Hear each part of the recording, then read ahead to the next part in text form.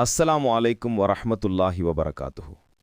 நோன்பு என்பது நம் ஆன்மாவை தூய்மைப்படுத்துவது மட்டுமல்ல, அது நம் உடலுக்கு அல்லாஹ் கொடுத்த ஒரு மாபெரும் வரப்பிரசாதம். நவீன மருத்துவ உலகம் இன்று இன்டர்மிட்டன்ட் ஃபாஸ்டிங், இடைவெளி நோன்பு பற்றி பெருமையாக பேசுகிறது.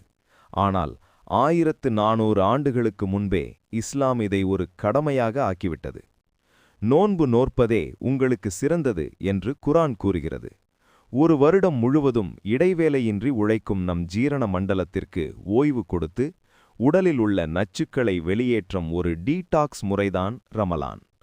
இன்று நாம் சகர் மற்றும் இஃப்தார் நேரங்களில் எத்தகைய உணவுகளை உட்கொள்ள வேண்டும், எப்படி நம் உடலை ஆரோக்கியமாக வைத்திருக்க வேண்டும் என்பதை பற்றி விரிவாக பார்க்கப் போகிறோம். பலர் சகர் உணவை தவிர்க்கிறார்கள். இது மிகப்பெரிய தவறு.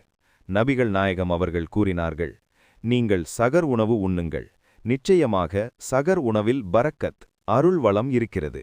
ஆதாரம் புகாரி. மருத்துவ ரீதியாக பார்த்தால் சகர் என்பது அன்றைய முழு நாளுக்குமான எரிபொருள். எதை உண்ண வேண்டும்? மெதுவாக செரிக்கக்கூடிய உணவுகளை உண்ணுங்கள். ஓட்ஸ், கோதுமை, சிறுதானியங்கள் மற்றும் நார்ச்சத்துள்ள காய்கறிகள் சிறந்தது.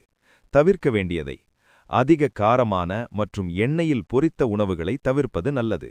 இது பகல் நேரத்தில் உங்களுக்கு தாகத்தையும் நெஞ்செரிச்சலையும் உண்டாக்கும்.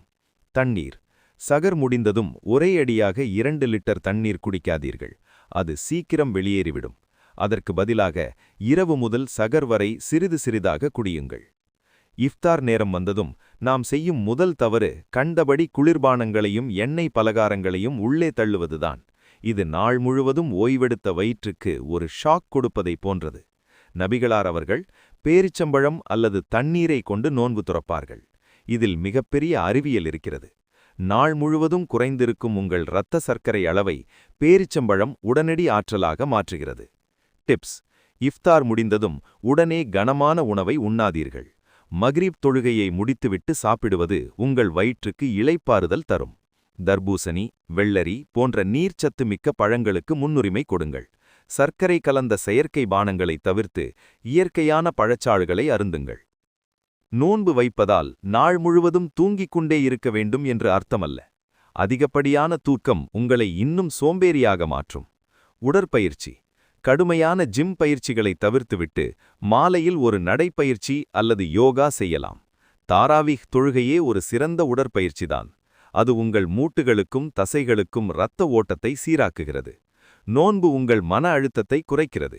எண்டோர்ஃபின் போன்ற மகிழ்ச்சியான ஹார்மோன்களை உடல் சுரக்கச் செய்கிறது. ஒரு முக்மின் வலிமையானவனாக இருக்க வேண்டும் என்று நபிகளார் விரும்பினார்கள். எனவே ரமலானை படுக்கையிலேயே கழிக்காமல் இபாதத்துகளிலும் ஆக்கப்பூர்வமான வேலைகளிலும் சுறுசுறுப்பாக இருங்கள்.